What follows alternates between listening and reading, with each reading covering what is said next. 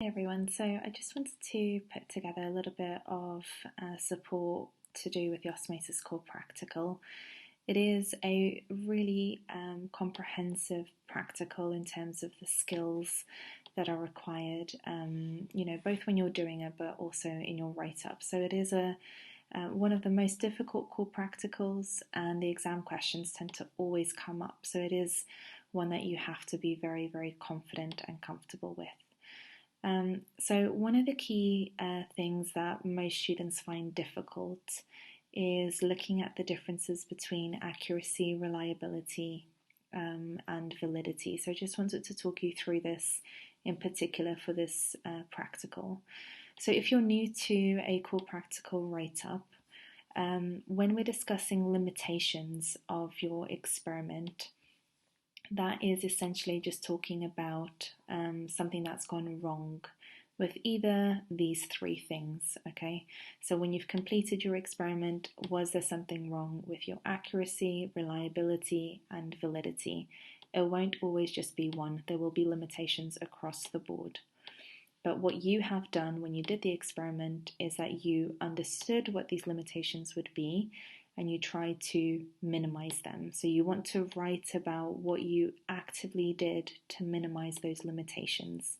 And whenever we're talking about a limitation, it's a limitation to your conclusion in representing the truth of what you're trying to find out, in this case, water potential and movement of water across the semi-permeable membrane of a potato.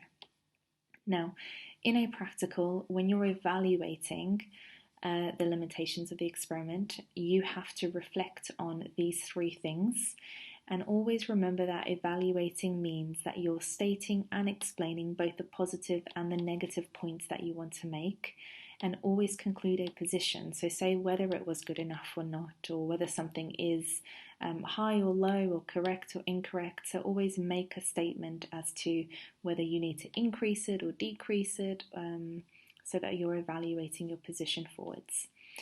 Now, in order for us to understand these three things, if it's fairly new to you, accuracy means the methods. So I've just written some questions to help you figure it out.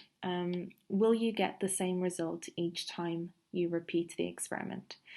If you get the same result, or pretty much the same result each time, then you've got high accuracy, because your methods are being closely followed and they are written correctly.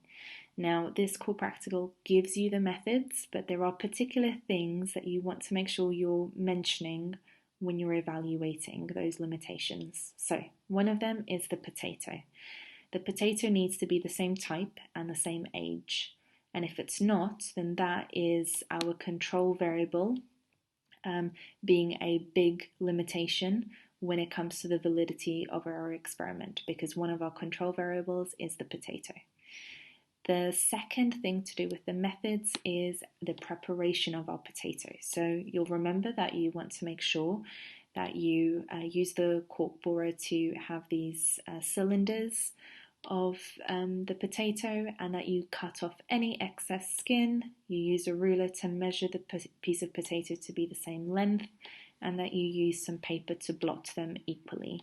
So you want to make sure that you're talking about the fact that you've minimized the limitations of the preparation of the potato by removing the skin, by using a ruler to measure them to the same length. Or if you reflect that maybe you didn't do that, that would be a limitation. That when you use the ruler to cut the pieces of potato, there might have been one piece that was a little bit longer than the other, for example. The volume of the pieces of potato. So some of them might be accidentally cut, or depending on how you have used the cork borer, some might be missing some pieces of potato. It might not be a full piece. How many times you've blotted it, how you weighed it, if there was anything else on the scale, if you tared the scale before you weighed the piece of potato, that will be important. The other point to do with the accuracy is the preparation of the dilutions. If you've got incorrect calculations of those dilutions, then your accuracy will be very low, because if, for example, you haven't numbered or labelled your test tubes accurately, and in fact you ended up having a different concentration within that test tube, then the potato mass gain or loss will not be an accurate result because the solution was inaccurate. So that preparation of dilutions is a really important point. Equally with that solution, the temperature, so stating that the temperature of the solution was kept at room temperature, or making sure that you're stating that it was kept in the same part of the room, because if you were to move it at some points during the experiment, if you were to move it closer to a radiator or closer to a window, then that temperature fluctuation might have had an influence, as we know that temperature influences membrane permeability.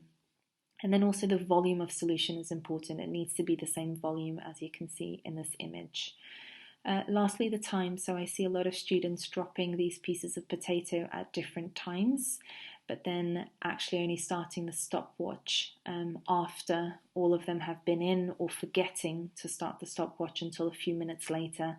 And what you want to make sure is that you're starting the stopwatch when you drop the first piece, and then you drop them in specific intervals that are large enough that will allow you to remove these pieces of potato in the same order and in the same interval. So for example, dropping this one 1 minute, this one 1 minute later, a minute later, etc. So when you're removing them, you've got 1 minute to remove each piece of potato and weigh it so that they have all been in that solution for the same amount of time.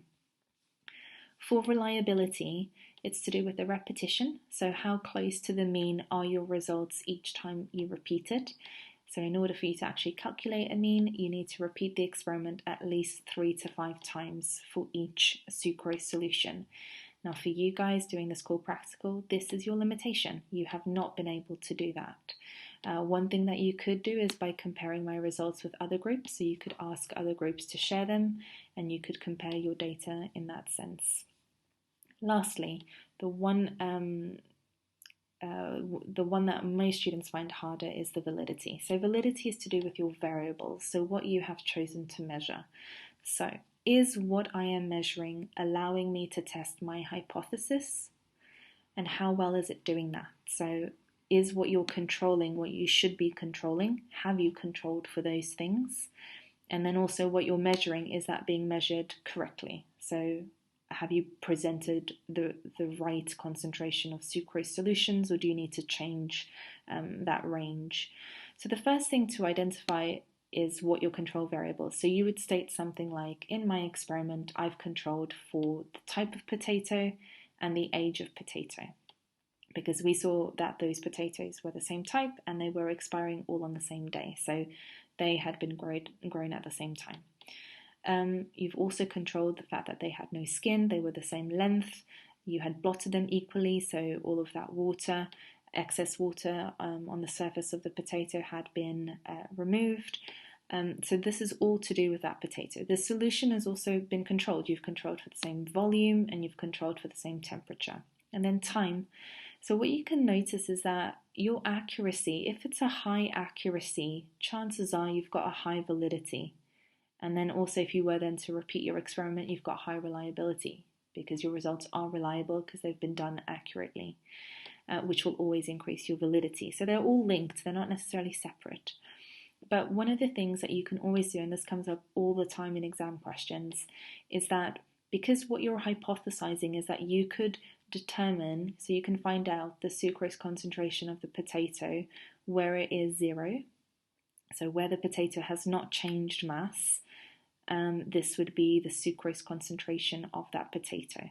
Now, in order for us to accurately determine that, we would need to repeat the experiment, but change the range of sucrose concentration, so tweak our method slightly, so that when we repeat that experiment, we're doing it between 0.2 and 0.4 or even 0.5 at more intervals, so 0.25, or you can even do smaller than that, so 0.22, 0.24, 0.26, etc.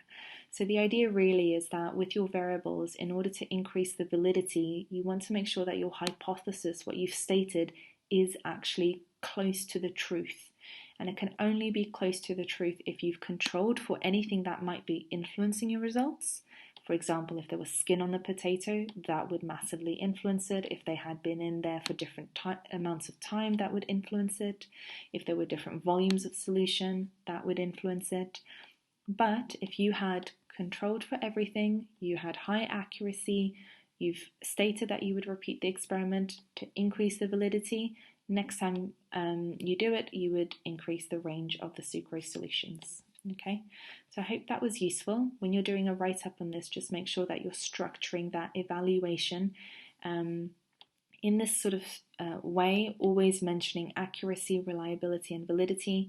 So for example, saying something like, this experiment had high accuracy because, and then you would state some of those reasons, or to increase the accuracy, I would have, and then you would reflect on what you would have done instead. Okay, so I hope that was useful, but any other questions, let me know.